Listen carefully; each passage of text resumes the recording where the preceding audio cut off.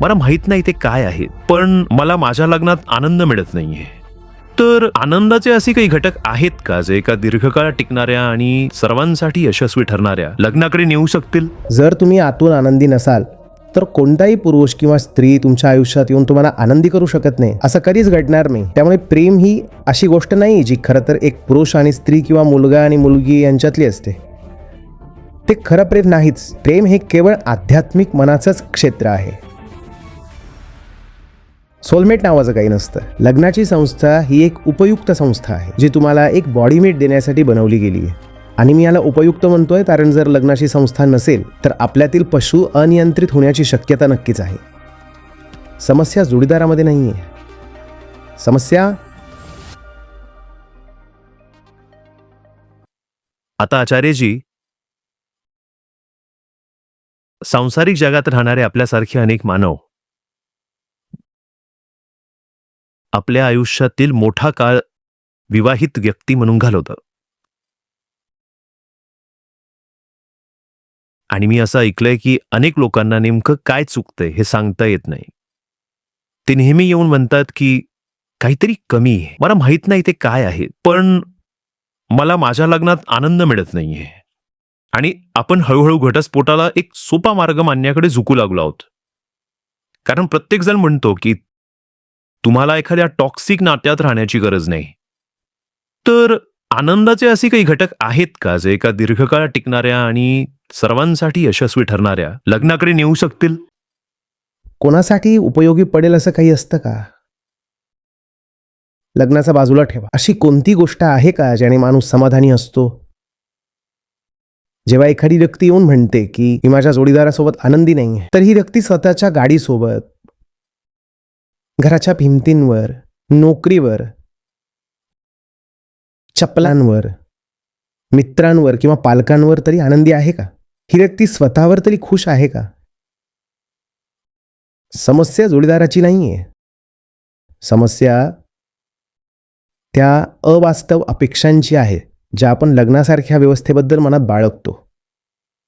गोष्ट अशी आहे की जर तुम्ही स्वतः आतून आनंदी नसाल तर कोणताही पुरुष किंवा स्त्री तुमच्या आयुष्यात येऊन तुम्हाला आनंदी बनवू शकत नाही. असं कधीच होणार नाही. पण लोकप्रिय साहित्य, रोमॅन्टिक फिलॉसॉफी आणि चित्रपटांनी आपल्याला असा विश्वास ठेवण्यास भाग पाडलाय की आपण आतून कितीही सडलेले असलो तरी कोणीतरी जादुई व्यक्ती आपल्या आयुष्यात येईल आणि ते पूर्णपणे बदलून टाकेल.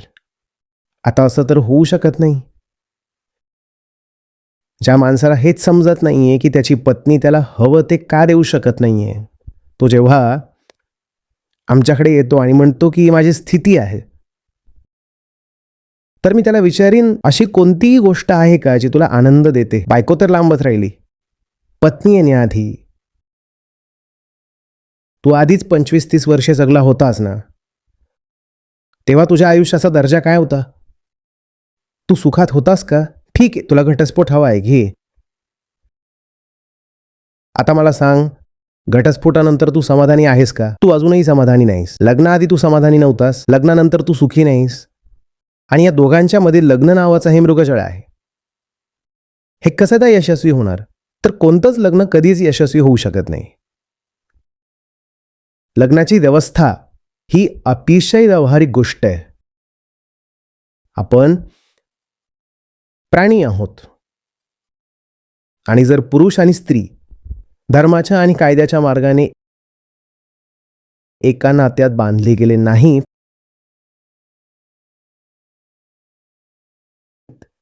तर तिथं प्रचंड गोंधळ आणि अराजकता माजण्याची शक्यता असते. आणि त्या अराजकतेतून जे मूल जन्माला येईल त्याचं काय होईल हे आपल्याला माहीत नाही. याच कारणामुळे लग्नाची व्यवस्था टिकून राहिली आहे, पसरली आहे आणि मोठ्या प्रमाणावर यशस्वी सुद्धा झाली आहे. ती यशस्वी यासाठी नाही झाली की ती तुम्हाला काही आध्यात्मिक गोष्ट देते. ती यशस्वी झाली आहे कारण आपण प्राणी आहोत हे आपण स्पष्टपणे समजून घेतलं पाहिजे. तुमच्या आयुष्यात किंवा घरात प्रवेश करणारी व्यक्ती तुम्हाला दिव्य शक्यतांपर्यंत पोहोचवण्यासाठी येत नाही. ती व्यक्ती तुमच्याकडे यासाठी येते कारण तुम्ही एकटं बॅचलर आयुष्य जगण्याच्या लायकीचे नाही आहात.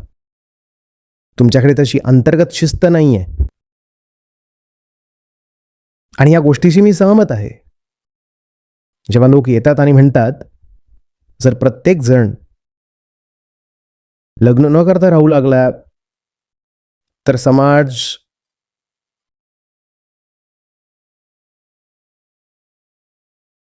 मोडून पडेल. मला हे मान्य करावंच लागेल, कारण आपण लग्न न करता राहण्याच्या लायकीचे नाही आहोत.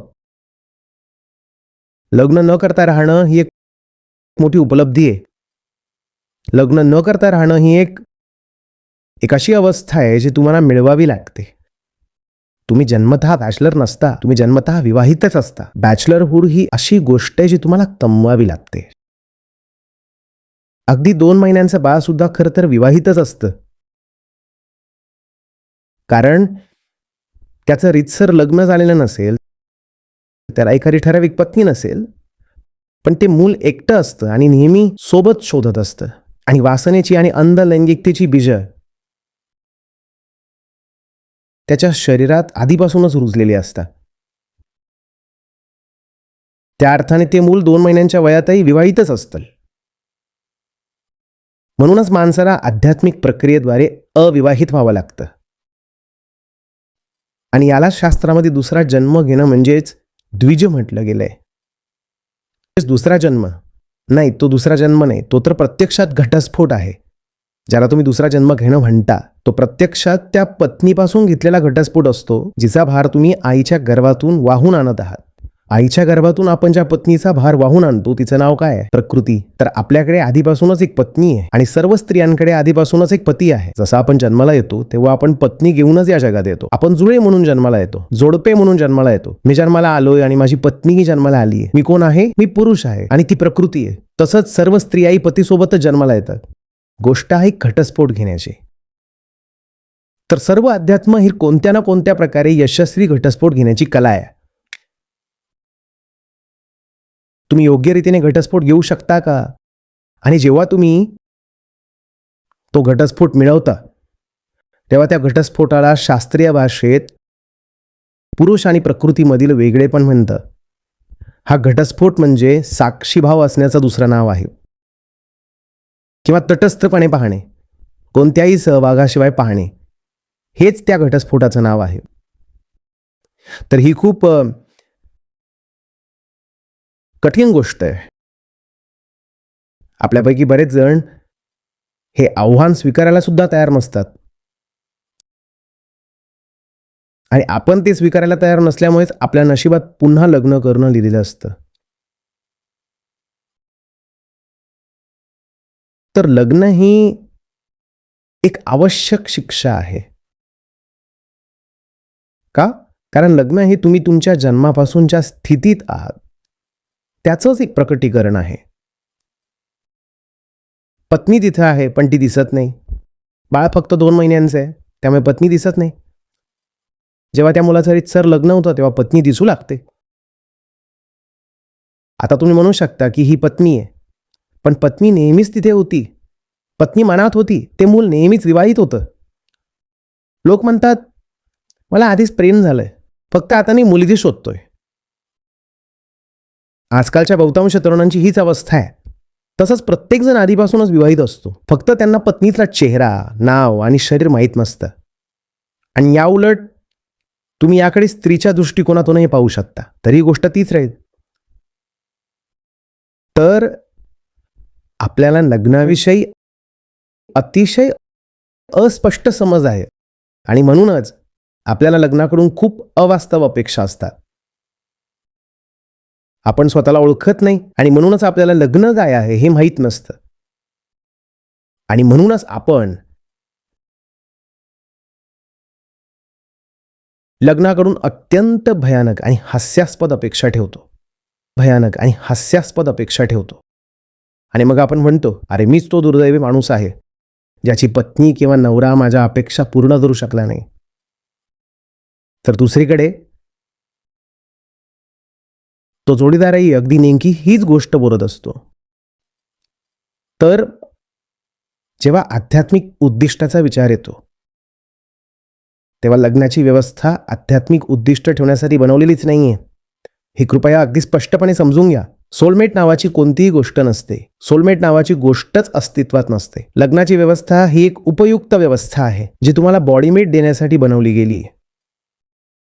आणि मी याला उपयुक्त म्हणतोय कारण जर लग्नाची व्यवस्था नसती तर आपल्यातील प्राणी खरोखरच उधळला असता. लोकांना आधीच शेजाऱ्याच्या घरात डोकावून पाण्याची खूप आवड असते. आणि जर त्यांना धर्म, कायदा आणि नैतिकतेचं बंधन नसेल तर आपल्यातील तो अस्वस्थ प्राणी काय करेल हे सांगता येत नाही. या समजुतीसह आता आपल्या लग्नाकडून खूप मर्यादित आणि वास्तववादी अपेक्षा असते. आता आपल्याला हे माहीत असेल की जर आपण एका स्त्रीसोबत राहत आहोत तर या नात्याला कोणताही आध्यात्मिक आयाम असण्याची शक्यता फारच कमी आहे. ती इथे आहे. ती इथे आहे कारण मी वासनेने भरलेला आहे. ती इथे आहे कारण मी वासनेने भरलेला आहे. आणि ती माझ्याकडे येण्यास तयार झाली आहे कारण ती सुद्धा वासनेने भरलेली आहे, असुरक्षित आणि एकटी आहे. हेच एकमेव कारण आहे. आता मी हे बोलताच लोक प्रेम हा शब्द मध्ये आणतील. ते म्हणतील पण प्रेमाचं काय? पती पत्नी एकमेकांवर प्रेम करत नाहीत का? नाही सर, ते करत नाहीत. प्रेम हे केवळ आध्यात्मिक मनाचं क्षेत्र आहे. आणि आध्यात्मिक मन तृप्ती शोधण्यासाठी विरुद्ध लिंगाच्या व्यक्तीकडे धाव घेत नाही. आध्यात्मिक मनाचं एक मूलभूत वैशिष्ट्य हे असतं की त्याला माहीत असतं की तृप्ती दुसऱ्या व्यक्तीमध्ये किंवा दुसऱ्याच्या शरीरातून मिळू शकत नाही. शरीर ही अशी गोष्ट आहे जी तुम्ही आधीच सोबत घेऊन फिरताय. मग दुसरं शरीर तुम्हाला आणखी काय जास्तीचं देणार? तुमचं स्वतःचं शरीर सांभाळणं हीच आधीच एक मोठी समस्या आहे. त्यात अजून एक शरीर तुमच्या आयुष्यात काय भर घालणार? तर प्रेम ही अशी गोष्ट आहे जी पुरुष आणि स्त्री, मुलगा आणि मुलगी, नायक आणि नायिका यांच्यातील बाब नाहीये. ते खरोखर प्रेम नाही. पण जसं आपण स्वतःला ओळखत नाही, लग्न नेमकं काय आहे जाणत नाही, तसंच आपल्याला प्रेम नेमकं काय आहे हेही माहीत नसतं. आणि म्हणूनच प्रेमाच्या अंध प्रवासात आपण फक्त इकडे तिकडे अडखळत राहतो.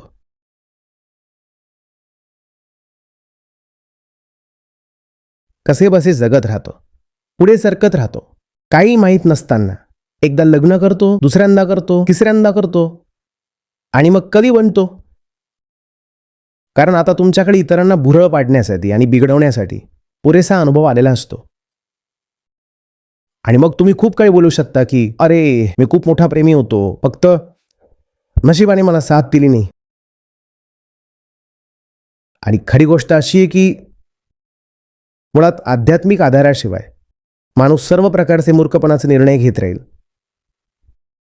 त्याची किंमत मोजेल आणि तरीही नक्की काय चुकलंय हे त्याला समजणार नाही. फक्त आचार्य प्रशांत ॲप डाउनलोड करा आणि तिथल्या कम्युनिटी सेक्शनमध्ये जा. तिथं तुम्हाला दर 5 मिनिटाला एक या वेगाने लाईट टेस्टिमोनियल्स पाहायला मिळते. माझ्या स्वतःच्या डोळ्यांसमोर दररोज लाखो नाही तर हजारो लोकांचं आयुष्य बदलताना मी पाहतोय. आम्ही हे करतोय ना, आम्ही हे प्रत्यक्षात करून दाखवलंय. 2 लाखांपेक्षा जास्त गीता विद्यार्थ्यांसोबत सहभागी व्हा आचार्य प्रशांत ॲपवर. पहिला महिना पूर्णपणे फ्री. गीता मिशनचा संपूर्ण ॲक्सेस.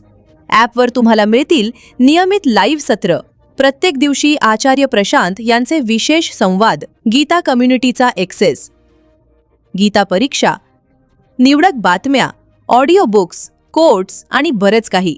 गुगल प्ले स्टोअर किंवा ॲपल ॲप स्टोअरवर आचार्य प्रशांत सर्च करा आणि आताच डाउनलोड करा.